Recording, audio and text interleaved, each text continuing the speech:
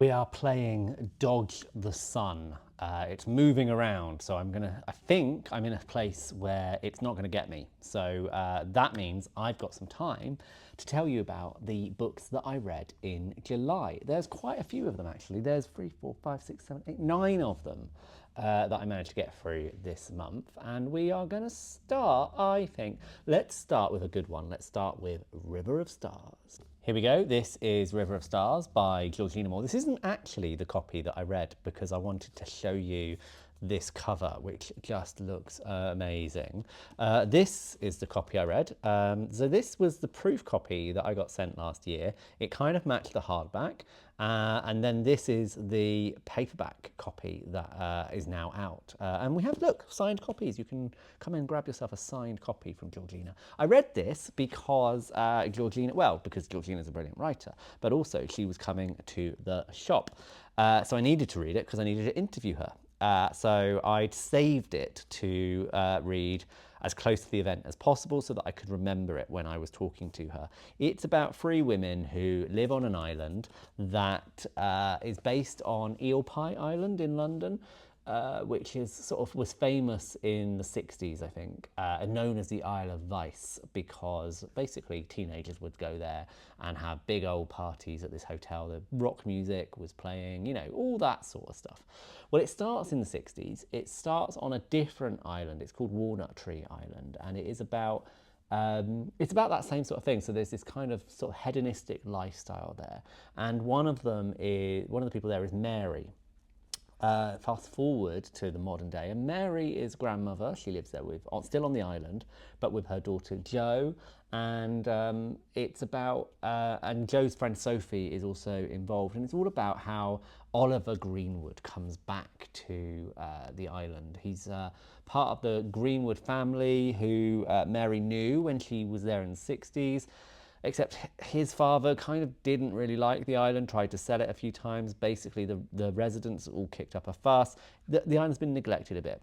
Oliver's back, his father's dead, and everyone's a bit tense as to what Oliver's going to do with the island. No more so than Jo, who had maybe a little bit of a thing with Oliver back in the sort of their childhood or their teen years anyway.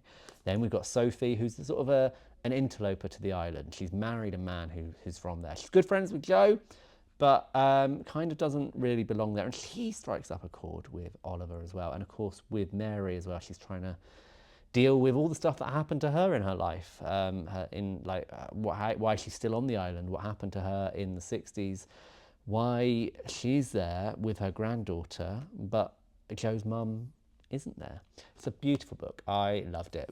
Georgina has just a lovely way of writing, and it's a perfect summer holiday book as well. So if you're thinking of going away, maybe come and grab The River of Stars. Our book club choice for June was it June? Yes, it was June, was The Watermark by Sam Mills. So most of the people read it in June. I read it as late as possible. So we met up at the beginning of July and I read it like the night before or the weekend before. This is a story about two people, Rachel and Jamie. Jamie and Rachel have met online. They've kind of had a flirtation, never met in person. Rachel stops messaging Jamie and it kind of disappears from him. He, meanwhile, gets the opportunity to go and interview Augustus Fate, who is this sort of famous author who is writing his next book and everyone's eagerly awaiting it. Think like George R.R. Martin kind of vibes, although I don't think it's fantasy is what he writes. So he's like a Booker Prize winner that everybody loves and people want to just see what he's going to bring out next. Jamie goes to meet him, and basically Augustus Fate doesn't have a clue what he's writing. He's not very good at writing characters, he thinks. So he's drugged Jamie and he's put him into his book. So Jamie wakes up in Victorian England and he's living the plot that Augustus Fate is writing, and it's giving Fate the depth of character that he needs for his book. So basically these characters in his books are all real, at least the main characters. The rest are sort of periphery characters. What happens is he meets up with Rachel, because guess what? She's stuck in there as well. That's why she stopped messaging him, of course. And they sort of jump from book to book trying to escape Augustus' fate, and they kind of end up in different genres. And yeah, trying to find their way out. Michael loved this. First of all, I should just add, Michael loved this, so I was curious to read it. He told me about it.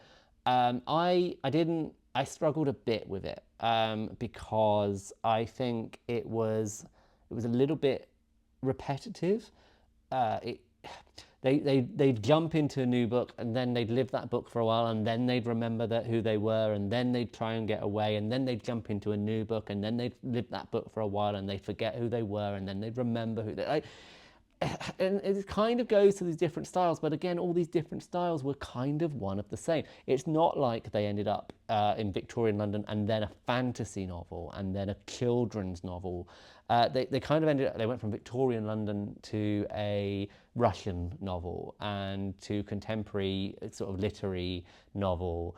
And then a sort of dystopian future novel, but again, just sort of lots of anguish with all these characters, and it felt a bit too dire for me all the way through. I wanted to have a bit of fun with the concept, and we kind of didn't get that. It was really interesting to talk about a book club, because a few people kind of got stuff out of it that I didn't. But I would say the ending was brilliant. I'm not going to tell you what happens, but I thought the last sort of chapter, what the author does with that was perfect. I think there was a good ending to it. So that kind of saved it a bit for me. The only thing I would say about this is that I'm gonna just now point to a book up here called Meet Me in Another Life by Catriona Silvey. Sorry, I just made a big noise on the microphone then. Catriona Silvey, which is similar sort of thing. These two characters just meet, and then they reset, and then they meet, and they reset, and they meet, and they reset. And I really loved this. And I think if you've read this and loved it, maybe try this, because I think this kind of takes the similar concept and does really well with it. Whereas if you've loved this, maybe I like this is kind of the same but not. But you know, give it a go. It might give you that. Or just read Meet Me in Another Life. I mean, both are good. This one's better. After The Watermark, I read Bellies by Nicola Dinan, and that is because that was our LGBT book club choice for the last month. And I really liked it. That is despite not liking one of the main characters. So Tom and Ming are two university students. They meet on a night out, like boy meets boy.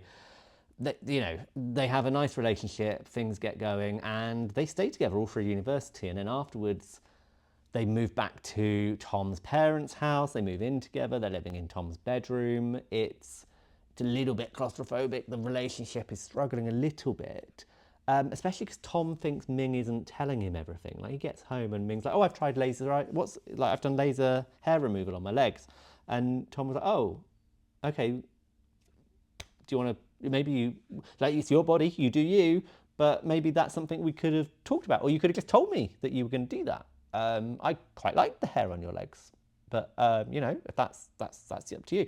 And so it's a bit of a tough relationship as it goes. And then Ming reveals that they are going to change sex, and they're going to become, or not become, but they're going to realise what they always have been, which is a woman. The relationship continues for a while, and then I'm not going to say much more, but they do face some challenges, especially because Tom is a gay man. He fancies men, and yet this person he's fallen in love with is now saying she's not a man. And so he has to work out how he feels about that. And yeah, it's a really interesting concept, and I enjoyed it. The writing is brilliant. The only thing was I really didn't like Ming. She was just so self-centered and such like a hypocrite. Like, she knows she's self-centered at one point, and yet towards the end of the book, this thing happens, not to her, to somebody else. Barely, like, she's barely connected to this event because she's moved on with her life, and yet she somehow makes it all about her. So it was a really good one to read. It was a really interesting concept, a lot of good things to talk about in a book club. I just didn't like Ming, and actually I disliked her so much that it did sort of make the book slightly worse for me. Like, I could have disliked her and still enjoyed the book, but every time I got to a chapter from Ming's point of view, I sort of rolled my eyes, put it down, and went and did something else for a while because I didn't want to read about her. I didn't like her, and I didn't want to know. Anyway, that was Bellies. It was by Nicola Dinan. I would definitely read more by Nicola Dinan. Dinan, I think. Then we're on to Welcome to the Chaos Camp by Jane Flett. You might know Jane Flett because I've talked about her before. She wrote Freak's Law, which was a sort of queer horror book. Well, she's done it again with this one. Keep an eye out on our podcast coming out very soon because I actually interview Jane Flett, and that's why I read it at the beginning of the month, because I needed to have caught up and to interview her. It was an interesting one because I loved Freak's Law and I really wanted to read Welcome to the Chaos Camp. So when we said about doing a podcast, I was like, yeah, let's book it in, let's do it that day, because it will force me to read the book. It will give me the sort of the reason I need to read the book, because all the books I've read so far, book club, event, book club, I've enjoyed them, certainly these two, but they're not necessarily what I would have chosen to read in that moment. So I was really pleased to get a chance to read Welcome to the Chaos Camp. I was looking forward to it. It's about a woman who basically joins a cult, even though she hasn't really realised that that's what's happening to her. She's in a bad relationship. She wants to get out. She meets some people. They're like, oh yeah, come and party with us. It'll be fun. So she does, and she has a lovely time. And they're like, oh, we're going to Mexico. Do you want to come? And she's like, yeah, let's go to Mexico. And then suddenly, bam, cult. And the leader is like this Dolly Parton type figure. So of course, even if you're thinking, is this a cult? Well, there's Dolly. Like, it's quite a nice cult, maybe. It's kind of just queer chaos. It's absolutely, like, parts of it are weird. In the very first chapter, she talks about how, very first line, I think, she talks about how I'm going to read you the first line. I've done this already on one of my Instagram reels, but I'm going to read you the first line again because it is amazing. The year that Florida fell into the sea. Okay, good. Florida's falling into the sea. What's happening there? I killed a man. Oh, okay. Who are you? Why are you killing people? Joined a cult. Oh dear. And ran away to Mexico. Oh. Next, I ate human flesh for the first time is the next sentence. And then it just talks about what human flesh tastes like. And that kind of gives you the tone of the entire book. It's chaotic. It's fun. It's challenging, certainly. I think there's bits of it that will really make you sort of stop and think. I really enjoyed it. I think Jane's a brilliant writer. I want to read more of this queer chaos genre that she seems to have invented. It's called Welcome to the Chaos Camp. After the Jane Flett, I read Carl's Doomsday Scenario by Matt Dinnerman. I'm not going to talk too much about this because it's the second book in a series, the first one being Dungeon Crawler Carl, which I spoke about in, I think, May's video. So go back and look at May. I will talk all about it then. Basically, quick summary for those who don't know, Carl is trapped in a dungeon. It's the end of the world. Aliens have put him on a reality TV show. He's got to escape and make it down to like level 16. We meet him in this book on level 3 with his talking cat Donut and this little weird dragony thing called Mungo. And we just sort of see the next 2 levels that he's got to get through. I really enjoyed this. I was like wanting to go back. And so after I'd read all the books I had to read, I was like, I'm going to read a book that I just want to read. And this was that book. It was really good. Really enjoyed it. The only, and like the series is just, I want to read book 3 now. The only thing I would say about this is it was 2 months between book 1 and book 2 for me. It feels like it's just the next chapter. There's no recap. There's no list of characters at the beginning to remind you who everyone is. It just picks up straight away with the next thing. And I couldn't remember the cliffhanger. So I struggled a bit to get back into it. But yeah, really enjoyed it. I think if you enjoyed the first one, you'll enjoy the second one. I'm waiting to read the third one. I will do that very, very soon. It's brilliant. I think if you haven't read it, go and find it. It's a lot of fun. Particularly men are finding these books a good read. I think men who don't read have been reading these. So if they're, I mean, anyone can enjoy them, but particularly men who don't read or think reading's not for them or it's not cool or whatever, try them on these books. They're a lot of fun. The only thing I would say is if you have left it a little gap between each book, go back and read the last chapter of the previous book and then start the new one. Everything Was Beautiful and Nothing Hurt by Ben Reeves. Basically the story of death.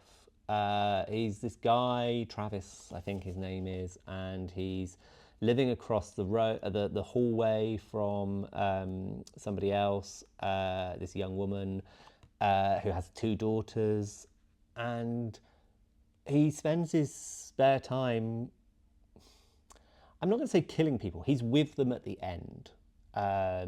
You have to accept that. I'm not just saying like he's a nurse and he's he goes to people's houses. They know who he is. They're like, oh, I've been waiting for you. Great, come on in. And at the same time, he's started this relationship with this woman across the hall, and he's having a sort of human relationship for the first time, or for the first time in a long time. And I don't know about this book. It feels quite relentlessly sad. And I don't know that I necessarily learned anything by it, because death is death. That's who he is. He's not gonna change. He's not gonna learn. He's not gonna grow. And if he does, what's gonna happen? This needs to happen. I'm looking forward to talking to Sally about this one. We're going to do it on the podcast very soon, because Sally read it and loved it. And I think the writing was good, but I was just not sure on where we were going with it, what I was supposed to be doing with it. But it felt like kind of lots of little short stories sort of interspersed, and you see this person's life and then he gets to know them and then they die. And there's that thread of the neighbour as well going all the way through. It was a nice read. I'm going to say nice. I think maybe it was... It feels like it thought it was doing something more than it was. And maybe I've just completely missed the point. I don't know. But it was a nice read. Again, beautiful writing, but I'm a bit confused as to what the point was. Strange Pictures by Uketsu, I think that's how it's pronounced. Uketsu is like a Japanese kind of version of Banksy, I think, on YouTube. He is like completely masked, nobody knows who they are, does loads of sort of YouTube stuff, famous for all sorts of things. This is his first book. It's translated.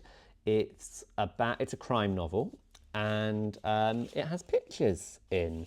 So it starts out by talking about this picture, which you can just see here, which is a house, a girl, and a tree. And the tree has like a little bird's nest in. And this is like a psychology class, and it goes into telling you a little bit about what the psychology behind each of these bits are. And look, there's a close-up of the bird. Then you get this contents page, which is like 3 short stories almost. And you go through it and you read a blog post, there's a couple more pictures. There's lots of pictures as the sort of main characters try and basically solve these crimes. There's not loads of pictures, but there's enough, and it's almost like it is a bit of a gimmick. You don't necessarily need the pictures in order to follow the mystery. I also think that they were a bit... bit basic. The pitch, not the pictures, the mystery. For somebody who's, if you've read a lot of crime fiction, then these mysteries sort of like they weren't a surprise. What happened, like the bits that are signposted are really quite signposted. There's one bit though in the third short story where it it feels like it's a bit of a reach, like the assumption that has been made is a bit of a reach, especially because it then kind of backtracks on its own assumption. I can't really go into too much detail without spoiling it, obviously, but I let me know if you've read it. Let me know what you think of the sort of the clue that is in books story 3. And I keep saying short stories, they're not really, like they are kind of separate, but there is an interlinking story that goes through them all as well. I really enjoyed it. I think as a first novel, it was really good. I liked the concept of these pictures was nice, but yeah, like if you're, it wasn't quite as dynamic and as sort of revolutionary as I was sort of led to believe it might be. But it's a good murder mystery. It's got that Japanese style where everything's slightly detached, which I find with a lot of Japanese books that I've struggled with them in the past. My eyes have gone funny because I'm looking to see. There's just up here somewhere are the just that shot here, the Before the Coffee Gets Cold books, which are really good, but they like the style of writing is quite flat and very matter of fact, and there are a lot of cultural assumptions that the reader is expected to understand, which I didn't because I don't live in Japan and I've never been. So I find that a style with a lot of Japanese translated fiction, and so like I didn't love it, I think, because of that reason. I think had it not been written in that Japanese style, I still don't think I'd have loved it because I had expected a bit more from it. Whilst we're talking about translated fiction, let's talk about Han Kang's We Do Not Part. This was our book club choice after the Watermark, actually. We only had 3 weeks to read this because I'm going on holiday. So normally we'd meet up on the first Monday of the month. I'm not here. So we had to basically do it a week early. Everyone managed to read it. It's actually really, really readable. I thought this was going to be quite dense, but it wasn't. I managed to read it quite quickly. It's about a woman, Kyonga. She receives a message from her friend. She goes to visit her. She's in hospital. There's been an accident. Her friend asks her to go back to her house and save her bird because nobody's looking after her pet budgie. And so she sets out. It's snowing and there's this, like the route to get there is awful. And you spend a good half, I would say, yeah, look, that half, that much there, is the journey to the house. And then that's the house, that bit is her at the house. And it then becomes almost like 2 books. So that's the journey, and that is almost non-fiction, where it talks about the massacre that happened on Jeju Island in Korea. Or it's actually just, I mean, it is part of Korea, but the island is below sort of southern Korea and close to Japan, actually. And that stuff happened. The stuff that we learned about was real. I didn't know anything about that, and I found it really interesting. But I really struggled to see how the first half connected with the second half. And again, it felt like I was just slightly out of my depth reading this. Maybe I needed an English teacher to sit alongside me and go, oh, this symbolises this symbolises that. And that's the beauty of book club, because we then had a few people going, oh, well, actually, this is what I got out of that, and this is what I got out of that. Some people loved it, some people didn't. That's what's going to happen at a book club. I gave it 4 stars out of 5. We always rate our book club book choices. But it feels very weird because I kind of basically gave the first half of it and the first 2 stars because I really loved the writing and that journey. Even though it was just somebody going to a house, the journey of like getting on the bus, waiting for the bus, going through the snow, like I just was mesmerized by it. And I think part of that was the writing. We must also sort of mention the translators who are E. Yawan and Paige Anaya Morris, because they do a brilliant job for translating it as well. And then I gave the second 2 stars to kind of the non-fiction stuff, and it was really interesting and I learned something. So I kind of gave it 4 out of 5, but there's a big sort of disconnect between the two. It was almost like I was reading 2 different books. Pedro loved it. Pedro loves Han Kang. It is a bit of a weird one. Some say that maybe you should try reading one of her others first, which I don't have the title of here. That she wrote one called The Vegetarian, and she wrote another one as well. Maybe try those first, because this one kind of is a bit weirder, but is also slightly connected in a way. You really don't have to have read it to get this one, but this one is slightly bit of a weirder take on things, a bit more spiritual. Lastly, I'm going to tell you about The Winter Guest by Sarah Moss. Look at this one. It's a tiny book. This is the proof copy, actually. It's coming out in hardback on the 1st of October, it says there. You can just about see that. It's a lovely short story about a woman who... There's like 3 characters in it, maybe a 4th. A woman is in a hotel in Ireland. She's snowed in. So it's sort of gone on from the Han Kang one a bit as well, because they were snowed in that one. So she's gone on from that. Janice, her name is, and she ends up talking to Jerry, the only other guest at this hotel, and they're all snowed in. They can't get out. It's Christmas Eve, and Jerry is there to visit his family for Christmas, but he's not staying with them because, well, it's family. And it starts out by Janice saying to him, well, tell me, they're just passing the time, tell me the worst thing that you've ever done. And Jerry's like, I'm not doing that. I don't know you. We've also got Ryan, who is like a butler or a waiter, I guess, who's listening in on everything. Janice is like, oh, it's only the 2 of us. Well, it's not, because Ryan's there as well. But he's sort of invisible to them both, because he just steps forward, tops up their wine, and then back into the shadows. And it's that weird thing about how if they were both dining alone in this restaurant and it was full of other people, they'd just eat and not talk. But the fact